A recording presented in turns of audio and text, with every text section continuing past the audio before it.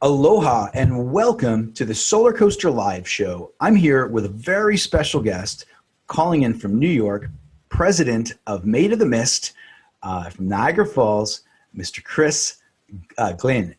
Tell us a little bit about yourself and your background, and of course everyone knows Maid of the Mist, but how did this initiative get started? Right, so we've operated since 1846 below Niagara Falls. And we have two vessels that for some period of time we wanted to replace, and sort of one thing led to another, and we started investigating that in early 2018. So we run a seasonal business from usually May until October or November, and it's the ride below Niagara Falls, and it's remotely very difficult to access where we operate. Getting boats there is a challenge. We do things by crane. So it was a complicated undertaking just to get a vessel there. Now, I understand that the two vessels that you've developed or that you've built and put into service, one is Nikola Tesla, right? It's the name of it. And the other one is named for a staff member. Is that right? Yes, with whom I share the same last name, you might notice. Yeah. So right. So my father started working at Maid of the Mist in 1950, and he bought the company in 1971. And this year marks his 70th, 70. They're electric catamarans, two hulls, and we have 100% electric, no generators, no engines, just four motors. Two in the stern and two up in the bow to be used as bow thrusters for docking purposes.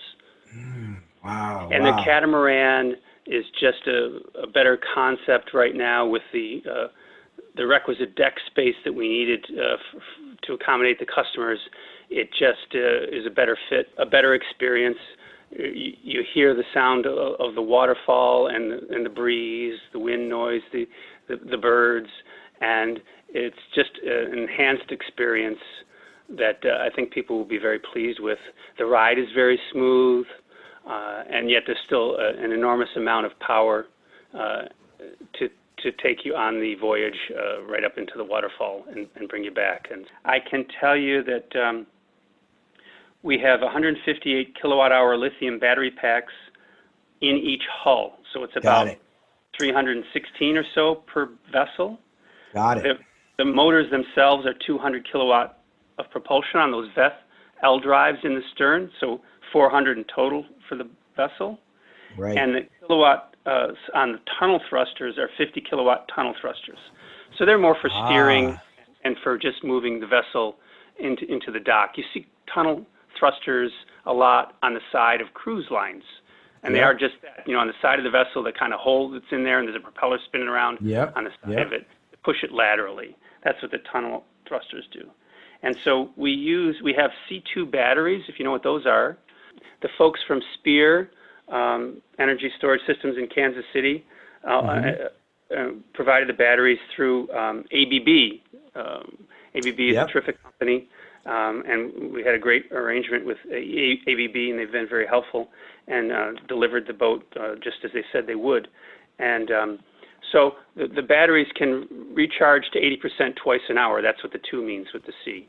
And if you have a 4, that means you can do it in 15 minutes, so 4 times an hour. So ours are C2 batteries. And we can depart the dock with 80% state of charge and go past all of the falls, take all the passengers up, give them the great experience that they want, and bring them back to the dock, and we consume somewhere between 13 and 16% of the battery charge. And then we stay at dock for 10 minutes. We go on a 20-minute voyage, stay at the dock for 10 minutes, and charge for 7 of those 10 minutes, and we can recharge up to 80%.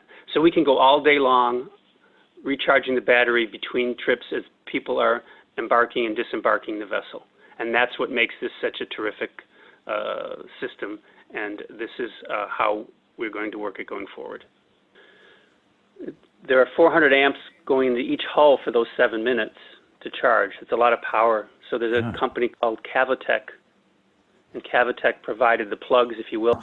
Do you feel like this iconic location is sending a message to the United States of what's possible? I mean, how do you feel being so early in this phase? Right. So when we first began discussing the concept and then realized that we would be able to accomplish it, we knew that we were taking a leadership role. But then, you know, we've been here since 1846, and you know, I can't say that we switched from sail to steam, but you know, it was coal-fired steamboats and then diesel-powered engines, and they were wooden boats, boats, and so you know, generationally, we've changed, we've advanced the company. That's one of the reasons why we're still here, and it kind of fit in that model. And but we do realize that there are not a lot of comparables to this, and we realize that a lot of people will notice what we're doing here. We want that to be the case. It's a famous attraction. Sustainability is important to us.